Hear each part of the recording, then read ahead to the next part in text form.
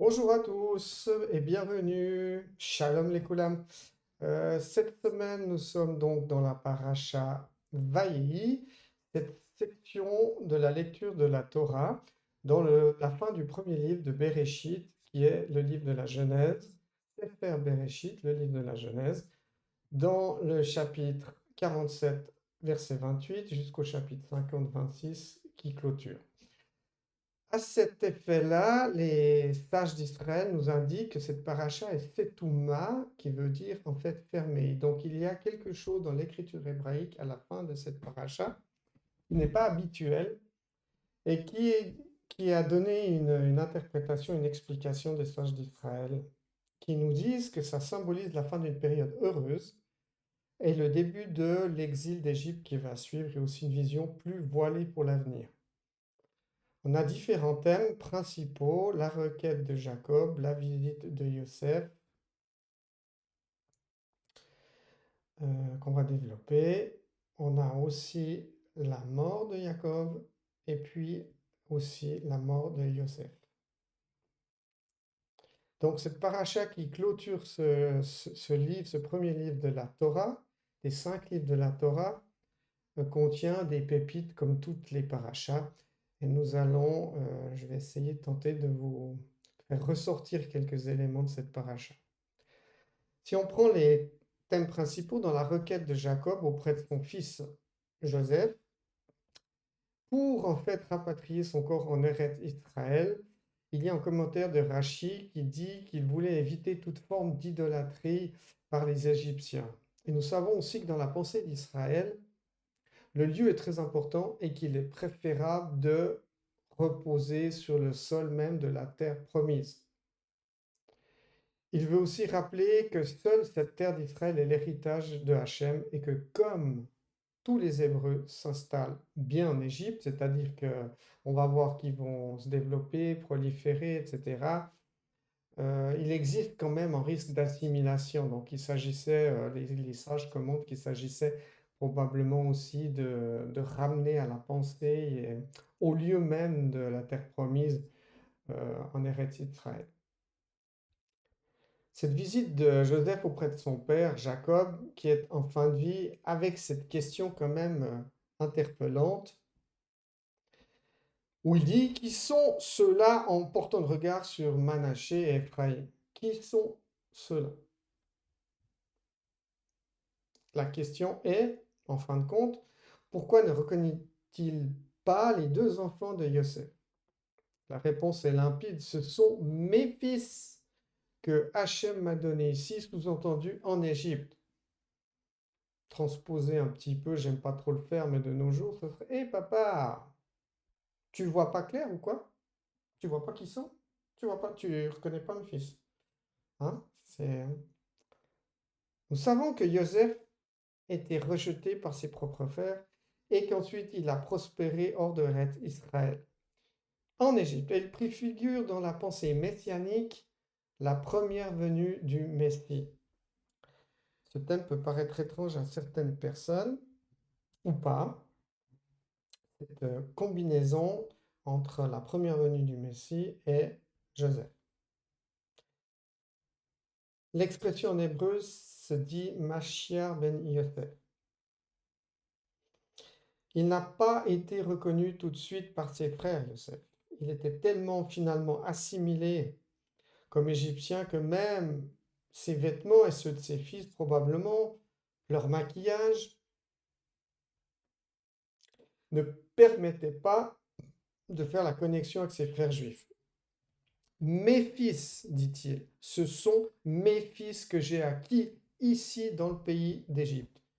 Nos raves nous indiquent que cela est intimement lié à la prophétie et que ce sera par cette reconnaissance, cette justification de Joseph qui représente pour nous la plupart qui sommes non-juifs, en tout cas dans les milieux messianiques pour la plupart, de filiation biologique, en tout cas non-juifs de filiation biologique, que les fils ou les âmes, c'est Neshamot, comme on dit en hébreu, qui sont nés hors du monde d'Israël et de son héritage pourront alors revenir dans la maison de Jacob. Qui est Israël? Jacob, c'est aussi Israël.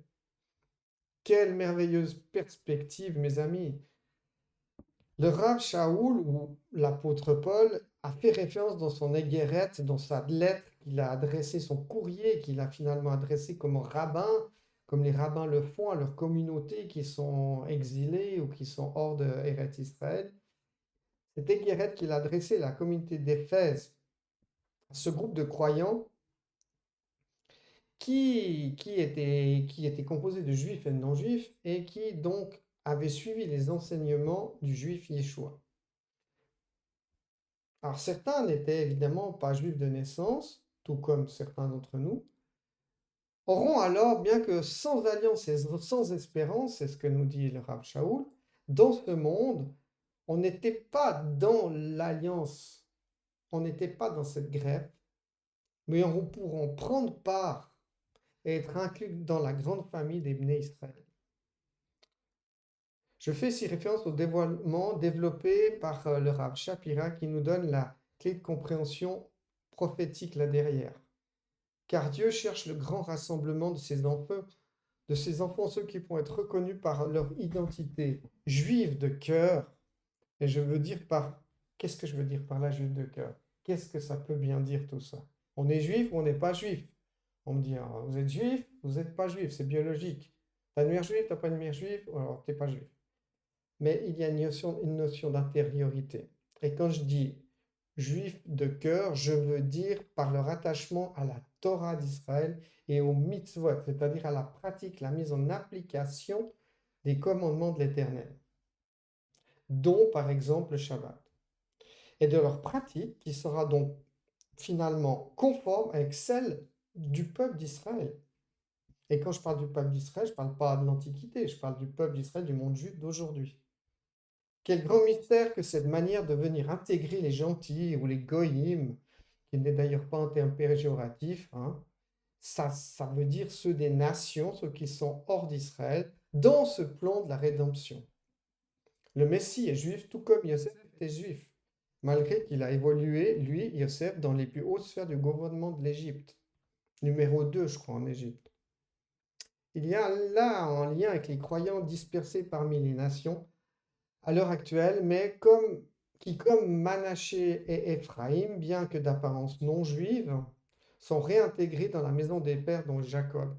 Dès lors, la question de qui est juif ou qui n'a pas ou que peu d'importance, ou du moins n'est importante que par le fait de savoir par quel attribut divin ils seront appelés dans la présence du Dieu d'Abraham, d'Isaac et de Jacob. Finalement, j'en parle dans une autre vidéo sur la question de qui est juif d'ailleurs. À Israël appartient, que le dit le Rav Shaoul, les alliances, le service divin qu'on appelle en hébreu Avodat Hashem, à perpétuité, de génération en génération, et pour toujours Dieu sera servi. L'Éternel a donc l'unique modèle, Israël, pardon, a donc l'unique modèle, et comment l'on peut s'approcher de Dieu, c'est-à-dire il a aussi la manière de comment on s'approche de l'Éternel. Il faut savoir que Dieu a institué des règles pour se rapprocher de lui. C'est pour ça qu'il y avait le temple à Jérusalem. Et on faisait tout ça dans un certain ordre. On ne peut pas s'approcher de Dieu n'importe comment, comme ça, en freestyle. Ça ne se fait pas comme ça. Et peut-être que dans le monde non juif, on a perdu certaines choses. Et en étant donc finalement quelque part plus assimilé, puisqu'on est moins loin, on est plus loin de la source, quelque part, notre mode de culte ou notre mode de foi ou de pratique, finalement, s'est dispersé aussi, s'est dilué, et on n'est plus vraiment dans le modèle. Alors, la bonne nouvelle, c'est qu'il y a donc une place pour les fils nés hors de la maison de Jacob, qui est donc Israël, soit le peuple juif actuel. Donc Jacob, de son deuxième nom, vous savez que parfois il est appelé Jacob, Jacob, par moment il est appelé Israël. Il y a donc des dimensions différentes dans ce personnage. Ça, c'est de la Torah. Et on a le même phénomène dans plein d'autres exemples où les noms changent en fonction des dimensions du personnage. Si elles sont dans le présent, la temporalité, si elles sont dans le futur, des accomplissements du futur, etc. Donc on voit que les choses bougent finalement, et que Dieu va permettre, ou donner la possibilité aux non-juifs de revenir, de faire une teshuva, c'est-à-dire en teshuva, tashuv, shuva, c'est-à-dire revenir, shuva revient, c'est un retour intérieur du cœur, de la pensée, de l'âme, à 180 degrés, en changeant d'identité quelque part, et quelque part aussi dans la fidélité, dans la foi, Emouna, et dans la pratique, afin de rejoindre finalement Jacob. Comment on peut rejoindre le monde juif? On n'est pas juif, comment on peut faire ça? Le Dieu de cette maison est Eretz Israël et il n'y a pas d'autre lieu finalement sur cette terre. Quel paracha! L'histoire de Yosef, de Jacob, c'est quand même extraordinaire. Donc, les bénédictions ensuite de Jacob sur ses enfants sont une façon prophétique d'annoncer le programme qui se déroulera dans le monde. De manière voilée, prophétie que le Messie ne peut venir que d'Israël et finalement au travers de Yosef. Avec cette phrase de là, il est devenu le berger de la pierre d'Israël. Le verbe hébreu est il a été vu, sham roé, vu là-bas, et donc du verbe voir. Il y a quelque chose d'interpellant à travers ce verbe, car voir en hébreu, ça implique beaucoup de choses. C'est en effet au travers de la vision des temps à venir que l'Éternel a fait paraître ceux de ses fils d'Israël qui donneront la voie de la délivrance. Joseph est la figure du Mashiach qui est le berger de son troupeau, qui est Israël. On a le même phénomène, par exemple, où on peut se demander pourquoi s'est-on été appelé comme Abraham. Abraham, il était appelé à sortir. Il est sorti d'un lieu pour venir par la suite créer la maison d'Israël. Et qu'est-ce qui s'est passé? Pourquoi lui? Pourquoi pas un autre? On trouve une explication, du moins en tout cas une, c'est qu'il y a ce verbe voir. Il a vu, ils ont vu, c'est des personnages comme Moshe qui a la capacité de voir plus loin l'avenir, de voir dans des accomplissements. Et c'est toujours en lien avec le Messie et la rédemption, parce que toute la Bible, toute la Torah pointe en direction du Messie. Tout est finalement orienté vers le but, la délivrance, le salut des âmes, et revenir à notre condition première, on était Echad avec Hachem. Donc, tout ça, ça semble assez clair quelque part. Il y a un but, il y a une direction, il y a un ordre, il y a une manière de faire, et tout ça, ça a été donné au peuple d'Israël, au peuple juif. Tout ça, c'est lié aussi à l'image de la protection divine qui sera toujours en Israël, dans cet endroit du monde. Donc là, je parle bien de quelque chose de géographique, où régnera toujours la présence de Dieu pour le bien absolu du monde entier. Parce qu'il faut savoir que si Israël bénéficie des bénédictions, c'est aussi le monde qui en bénéficie. On ne peut pas séparer Israël du reste du monde, mais il a un rôle spécifique, il est séparé parce qu'il a un rôle particulier. C'est peut-être aussi pour ça que c'est compliqué pour certains de comprendre ces choses-là par rapport à Israël. C'est vrai que pour le monde en dehors d'Israël, il est difficile d'accepter que si Dieu se retirait de son alliance avec les Bné Israël, le monde s'effondrerait. Quand je dis Bné Israël, les fils d'Israël, c'est presque plus fort que le mot hébreu ou juif. Parce que Béné, la racine c'est Bana, et ça vient du verbe construire. Donc, quelque part, ceux qui construisent le futur avec le Créateur, avec Dieu. Quelle mission Israël a reçue? Quelle responsabilité le peuple juif a aussi? C'est pour ça qu'ils sont merveilleux et qu'ils gardent la Torah et les commandements. Ils les transmettent de père en fils depuis des générations, malgré les effondrements, les exils, la persécution, la mort. Et tout ce qu'on voit chaque jour, ils persévèrent et ne s'arrêteront pas jusqu'au jour où viendra la délivrance, le Mashiach. c'est parce qu'ils gardent cette sainte Torah et les autres écrits du Tanakh hébraïque que le monde ne vacille pas, mes amis. Et ça, c'est pas simple à prendre conscience. Mais il y a quelque chose de caché avec Israël de très puissant. Et ce qu'on voit aujourd'hui, les cycles, la nature, tout ce qui reste relativement stable, bien qu'on voit des dérèglements climatiques, on voit on voit qu'à travers les enjeux de la délivrance qui approchent, il y a aussi le monde qui se contracte, qui réagit, etc. Il y a comme une préparation à quelque chose, un accouchement, un enfantement, et il y a des douleurs qui apparaissent. Mais ce n'est pas le sujet du jour.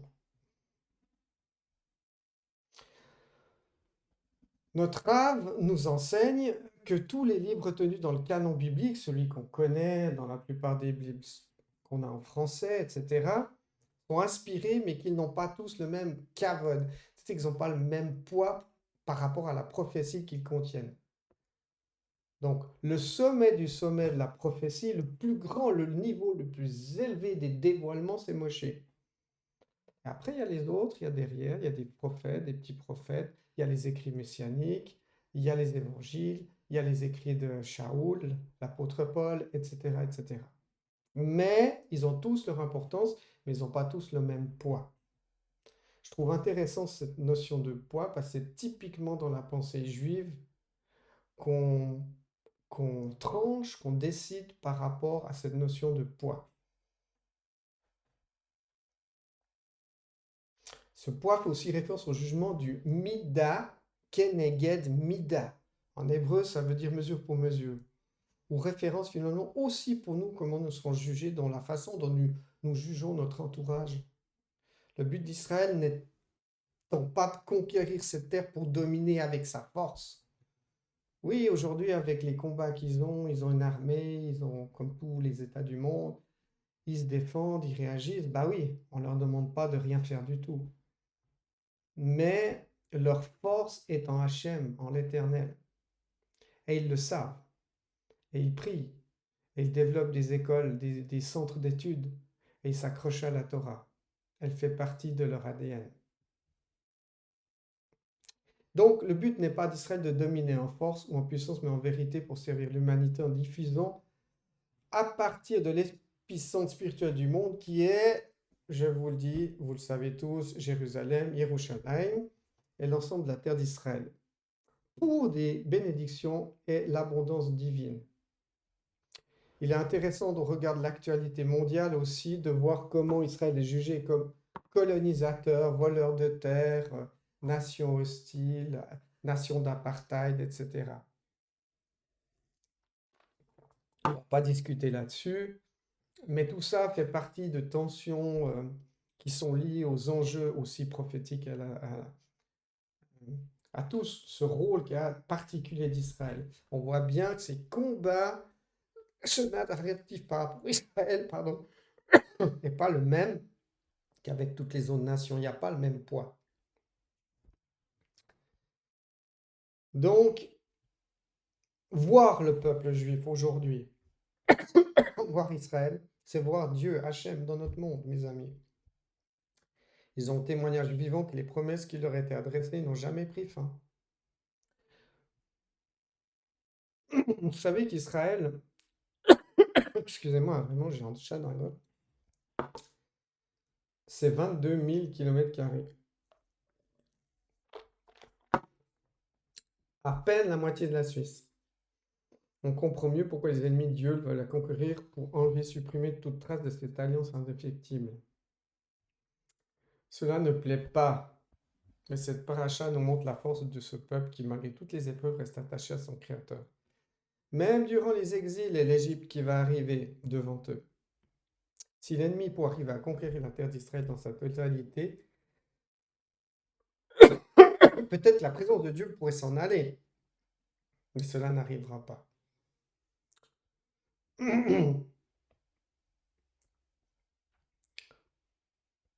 Pour Judas, avec l'association prophétisée les fils de Joseph, cette association annonce aussi les engendrements de la descendance du Messie au travers de David. Judas, David, et donc la royauté souveraine de Yeshua. Le Messie doit être juif, issu d'une famille juive, né en Israël. Il est donc juif. J'arrêterai jamais de le dire. À partir de là, on comprend, on doit accepter cette réalité. Ou alors on ne comprend pas, on n'accepte pas de reconnaître sa véritable identité. La figure juive du Mashiach, celui qui, Mashiach, il y a Shemen, il y a le mot huile dans Mashiach, celui qui porte l'huile, l'onction des rois. Vous savez que les rois d'Israël, il y avait une onction qui était faite sur leur tête avec l'huile, qui coulait sur leur tête, qui passait à côté, qui entourait le visage, comme ça, qui se séparait, ensuite qui revenait ici, et qui se réunifiait. C'est la symbolique aussi de Dieu qui rassemble, qui réunit en une seule unité. Cette huile qui coule sur la tête des rois. Qu'est-ce que ça change pour celui qui croit dans Dieu d'Abraham, d'Isaac et Jacob? Toutes les réponses à nos questions se trouvent dans la lecture exceptionnelle de notre Haftarah qui est associée à la paracha. Donc, une lecture de la Torah et y est rattachée la Haftarah, la lecture d'une portion des prophètes. Ici, dans le livre des rois, de 1 à 12. Je vous lis un extrait. Je m'en vais par le chemin de toute la terre. Fortifie-toi et sois en homme.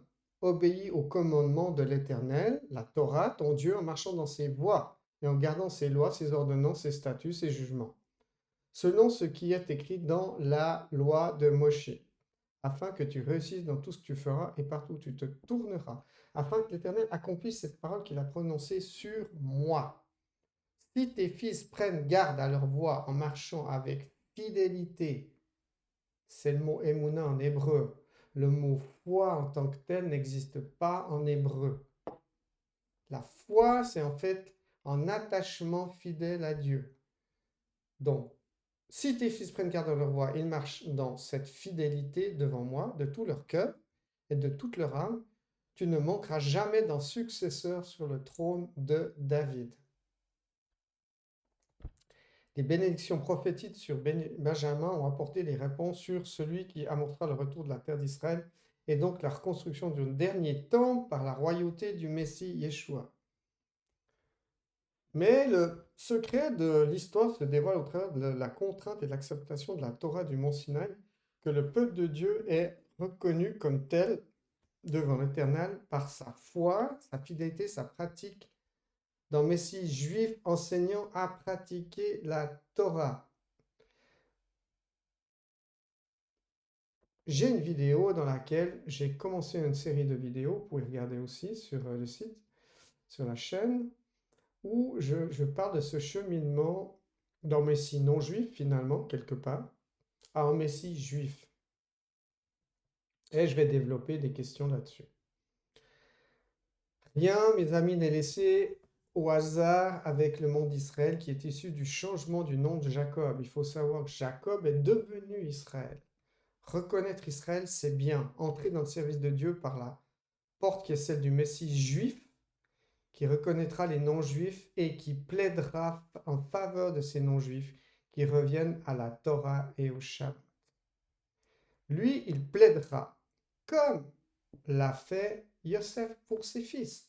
Il plaidera devant l'assemblée d'Israël et il dira, ce sont ceux que Dieu m'a donnés, ce sont aussi mes enfants. Ces enfants, justement, ces non-juifs dont je vous parle depuis un moment. Il y a donc une voie pour les non-juifs. Mais il faut essayer de sortir des terminologies chrétiennes, juives.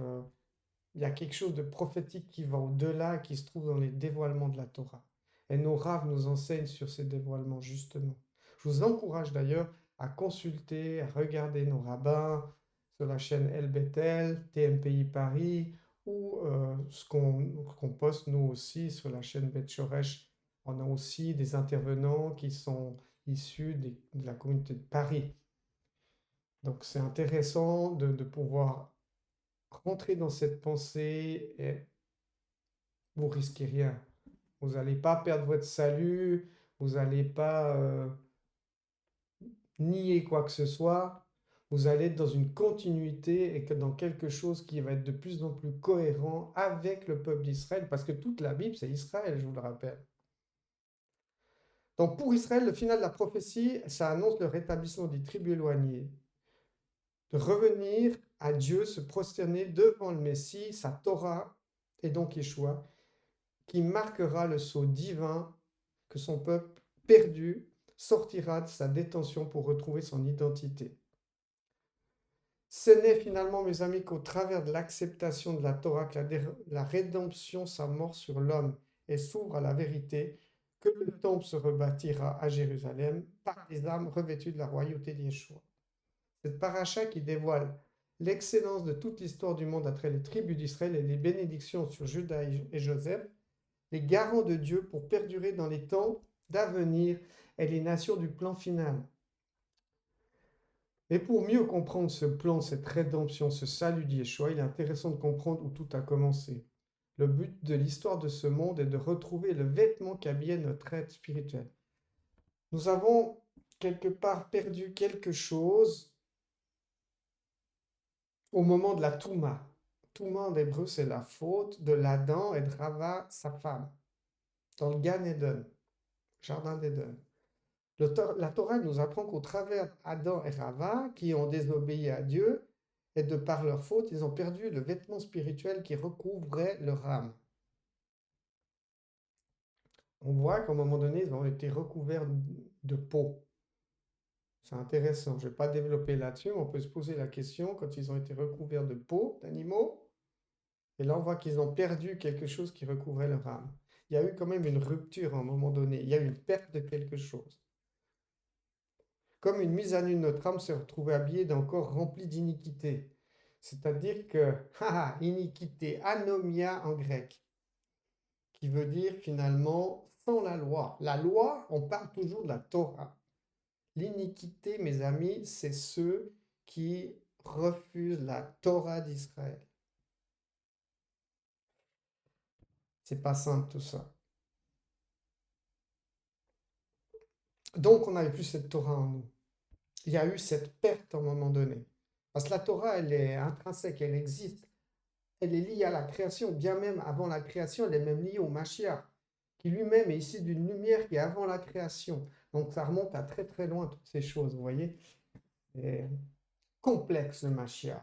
Il englobe tout. Il englobe tous les mondes. Il est descendu dans les mondes. Il est monté dans les mondes supérieurs, dans sa résurrection. Il a tout traversé pour pouvoir tout réparer. En fait, il a fait une réparation complète dans tous les mondes. Et c'est ça la force de Yeshua. C'est ça la force de la résurrection. C'est traverser des mondes pour tout réparer. Donc, il y a là un processus de réparation aussi qui peut commencer personnellement et puis il peut débuter dès lors qu'on comprend la déclaration de l'Éternel. Soyez saints comme je suis saint. Cet acte de se séparer, saint, ça vient du mot kadosh en hébreu qui veut dire se séparer. C'est donc un vrai travail, car il n'est pas concevable d'être perpétuellement dans un mélange. Le mélange, c'est pas de la Bible, c'est pas de la Torah. C'est difficile.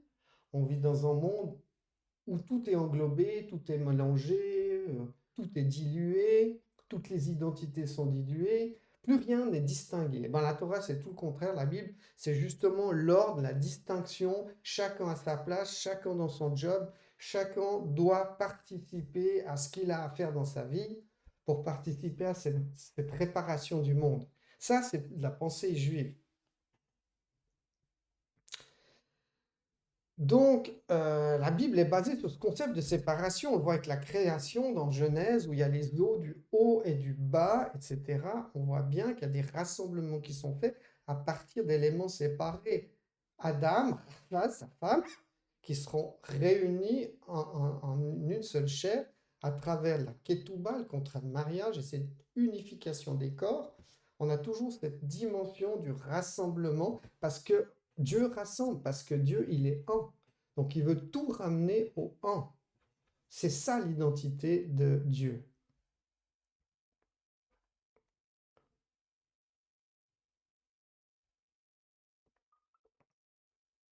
Donc, pour avoir ce vêtement, retrouver ce vêtement, nous, on peut l'avoir, les non-juifs, à travers Yeshua. Et Israël l'aura aussi à travers la reconnaissance de Yeshua. Dieu seul connaît les temps. Le roi d'Israël, et nous bénéficions de son vêtement qui fait mourir notre ancien corps. On connaît les écrits de Rav Shaul là-dessus, pour renaître dans un corps revêtu de tous les attributs de Dieu. Notre âme, qui sera ainsi pareille, peut s'approcher du royaume de Dieu, qui est éternel, sans aucune variation, totalement stable, comme je l'ai dit avant. Quel rêve éveillé, entrer dans un monde stabilisé qui n'est plus soumis à nos propres fautes.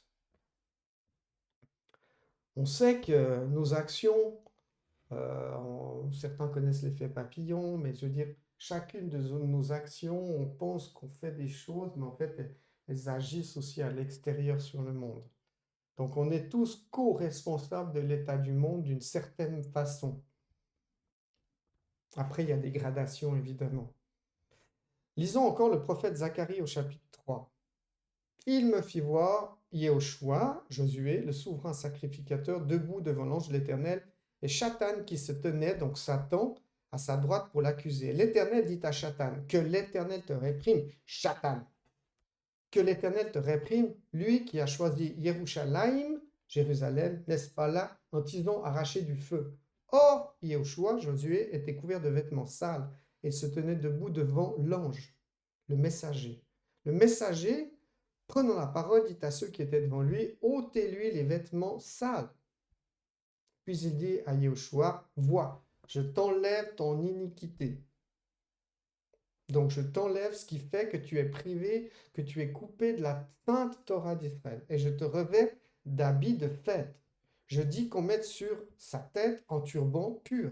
Et ils lui mirent un turban pur sur sa tête. Et ils lui mirent des vêtements. Et le messager de l'Éternel était présent. L'ange de l'Éternel, ce messager, dit à Yahushua et il dit cette déclaration. Ainsi parle Hachem l'Éternel des armées, Hachem Tsevaot. Si tu marches dans mes voies et si tu observes mes ordres avec ma Torah, tu jugeras ma maison et tu garderas mes parvis et je te donnerai libre accès parmi ceux qui sont ici. Mes amis, tel est le but de notre vie sur terre, chercher le vêtement céleste pour être admis dans le lieu saint de Jérusalem, de la Jérusalem céleste. Pour ceux qui peut-être ne le savent pas, certains auditeurs, Jérusalem, en hébreu se dit Yerushalayim, et c'est en pluriel qui indique une dualité, c'est-à-dire qu'il y a de nouveau deux dimensions, comme on parlait des dimensions du Messie, Ben Joseph ou Ben David dans sa royauté, le Messie qui doit venir régner comme un roi dans cette dimension royale. C'est une autre dimension qui doit encore se faire. Et bien là aussi, on voit qu'il y a deux dimensions dans Yerushalayim, la ville terrestre et la ville céleste, c'est-à-dire celle qui est cachée dans les mondes supérieurs. Mais comme les eaux du bas et du haut de la création, on voit que ces mondes interagissent.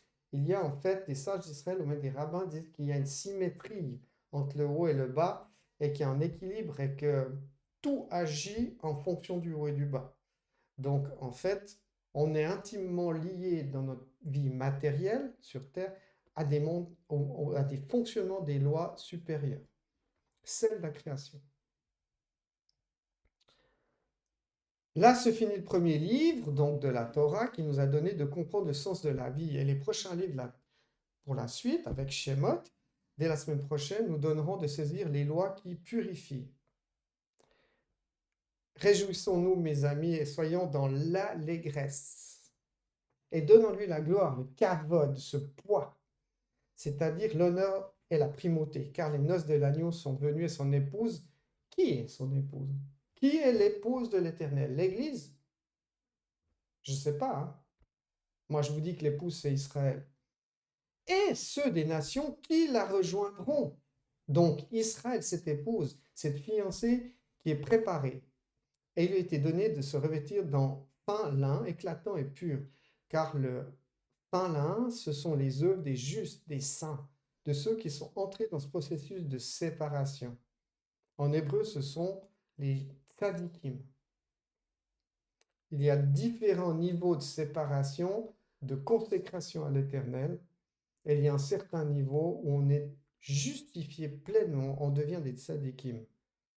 Et les tzadikim d'Israël, les grands sages, les grands rabbins, nos rabbins à nous, sont des modèles pour nous dans ce sens-là. Je conclus donc avec ces quelques mots. Ma conclusion sera courte. Qu'aujourd'hui même, que nous puissions saisir les paroles et revenions de nos erreurs. Acceptons maintenant que la vérité habite en nous par la foi, cette fidélité, cet attachement au Messie juif Yeshua qui nous justifie comme Joseph qui était exilé en Égypte. Yeshua, quelque part, on pourrait dire qu'il est exilé dans le monde occidental, à Rome.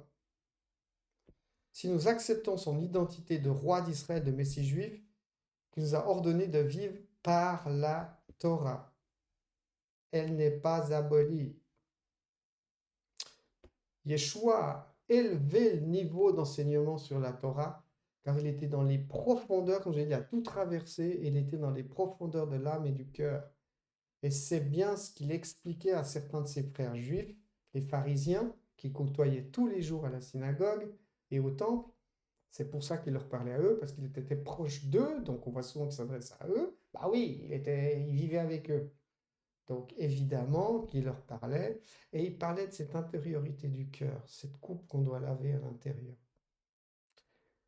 Que le Dieu révélé à nos pères, Abraham, Yitzhak et Jacob, oui, c'est nos pères quand on rentre dans la maison d'Israël, même si on n'est pas juif, leurs pères sont nos pères, Israël, le âme Israël est notre peuple. Et nous habille de son vêtement, ce vêtement que notre âme cherche dès notre naissance. Il y a chez tout être humain un vide qui est créé pour qu'on puisse venir chercher Hachem. C'est beau quand même. Il s'est retiré quelque part pour nous laisser une place pour qu'on puisse venir le chercher. Que son nom soit béni à jamais. Razak, Razak, Veit, Razek, sois fort, que nous soyons renforcés, que notre espérance du salut personnel et de la délivrance du âme de tout le peuple avec Israël s'accomplisse par la fidélité de notre cœur au travers des mérites que Yeshua a eus par son obéissance parfaite à toute la Torah d'Israël. Je vous dis à bientôt pour un prochain partage, une autre paracha ou un autre sujet sur la Torah et sur notre Messie Yeshua. Shalom, shalom.